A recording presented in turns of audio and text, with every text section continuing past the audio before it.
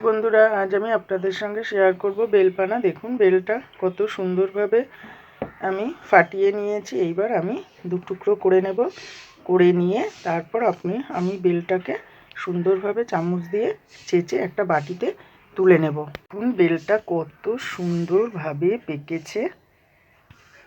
বেলপানাটাও কিন্তু দারুণ হবে।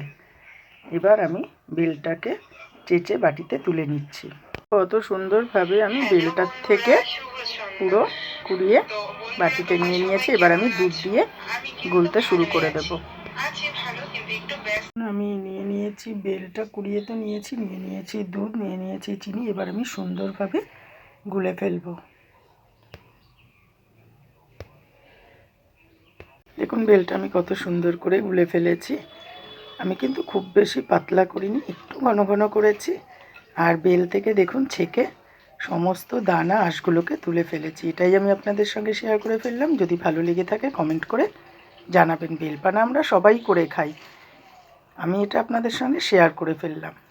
আপনারা যদি মনে করেন এই বেলপানাটার মধ্যে আপনারা কিন্তু কাজু কিশমিশ কিন্তু একটু পেস্ট করে কিন্তু দিতে পারেন। গোটা দিলে মুখে পড়বে, কিন্তু আপনারা যদি এটার মধ্যে পেস্ট করে দেন তাহলে কিন্তু অসাধারণ লাগবে খেতে। কিন্তু আজ আমি কিন্তু কিছুই দেইনি।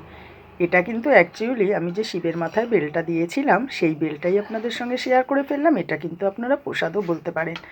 এটাই আমি আপনাদের সঙ্গে শেয়ার করলাম।